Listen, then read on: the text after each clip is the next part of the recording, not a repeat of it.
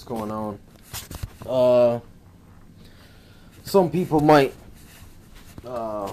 get this mixed up, man. But when I'm talking about under the influence of demons, is different than being under full scale possession. You know what I'm saying?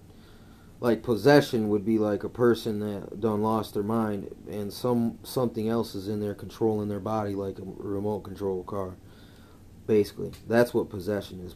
I mean, influence, anyone can be influenced by demons. Anytime you get angry, anytime that you start getting selfish, anytime that you start getting jealous, like etc. These negative emotions, and they're normally to do against others. That's how demons influence you. It's like they appeal to your sensuality and your one of your desires, whether it's money, it's food, or it's some kind of attention from whatever your preference may be.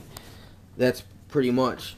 And then I guess the hidden is always appealing to some people. That's why people gamble. That's why they used to jump in ships back in the day and go sail across the ocean, because that spirit of adventure and finding new, undiscovered, hidden things. I mean, just the very nature of that hidden. You know what I mean? So, being under full-scale possession now, that comes from either you invited something into you somehow. Either you have yielded over yourself, either through a seance, channeling, some meditative practices and chanting mantras, things like this might do it. I mean, I'm not 100% positive how it necessarily works, but these are just things that I've heard other people discuss about, and it makes sense to me. From what I do know, I could perceive to some extent how it could work, and to some extent is working. Another way maybe you could get possessed, like if you ever seen a person who is so wasted, it doesn't pick or choose whatever substance that you want, that makes people black out.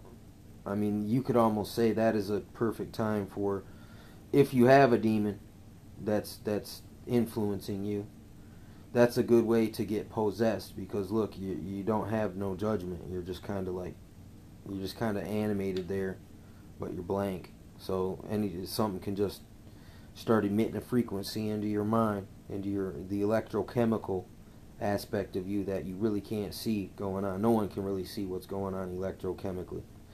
But potentially, these demonic entities, these entities of energy and light and shadow, the absence of light, almost like I've heard of this thing called the night hag. And I've been hearing a lot of people talking about getting attacked by this night hag. It's also somehow attracted to Lilith and the succubus and the incubus and poltergeists, or even energy vampires. So, I mean, and once again, look, a lot of it's like vampires. There's truth to that. You got to invite him in the house. It's the same thing with yourself. The more, by not saying you can't come in a way, something can come in just by you not being on your guard, that you don't want to get influenced, because people actually channel information from outside of their body, from somewhere, from another dimension, from something beaming, emitting a signal, something letting out, the Bible calls them seducing spirits, because they tell you good things. They're like pimpery. They're hey, you can get this, you can have this, you can do whatever you want, you can live forever, you can become a god. Just do what I tell you. Just help me, feed me. You know what I'm saying? That's what the energy vampire is going to say. But in return, it's going to give you some kind of knowledge or some kind of power, or it's going to predict things for you. So you'll have this supernatural intelligence about events that are coming. You know what I'm saying? And some people are willing to make that trade-off, blood sacrifices. Like, these Satanists keep telling me that Satan doesn't like animal sacrifices. Satan likes human sacrifices. So, you know, man, I see. It seems like there is a nasty undercurrent of this. One of the ways it seems like people eat or achieve immortality, I just seen on the video, I don't know how true this is by eating humans, or that you drinking the blood, bathing in blood. You can't tell me that person is not under full scale possession or high demonic influence. And that's the only thing that explains that. People would just dismiss it off as crazy, but no, these people are not crazy. They know what they're doing. They're actually doing exactly what they're supposed to do to attain this evil result. And by you dismissing it off as crazy, it's making people unaware of these things, so they won't recognize it when they're under the influence of a demon. And under influence of a demon will make people do things like lie, because pride. They're afraid if they admit they are wrong, then all of a sudden their prideful image shatters for a second. So it's hard for people. Once then they get committed into this lie, this illusion, and this energy is being, it's just getting sent out. It's like once you send energy out, it goes, it circulates through everything, and it transfers through object to object to object, and reaction to, or action to reaction to reaction to reaction. It's just a big chain of events. So fucking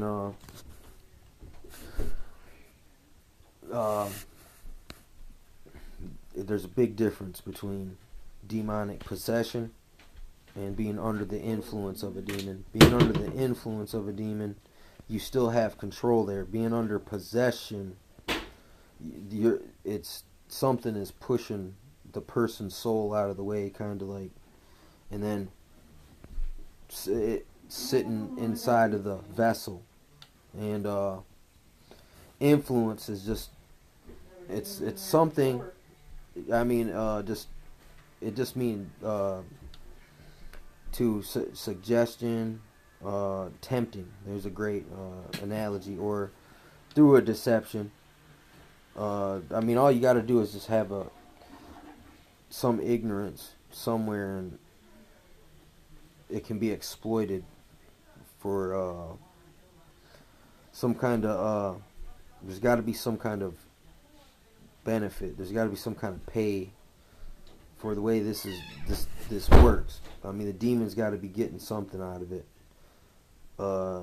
or why even mess with humankind? But basically, it's there's this big the fallen angels, man. Basically, what the mythology says, because I'm not sure if this is actual factual data, but it talks about how Satan, God said, basically to Satan to show man respect, and Satan was like, no, I'm older and I'm superior to man, so no, I will not honor that. And then so that's one of the reasons that Satan fell. And then when he fell, it was an act of revenge to get man to partake of the fruit of the good and evil, because like he fell and he's locked out of heaven, he tried to do it to man too.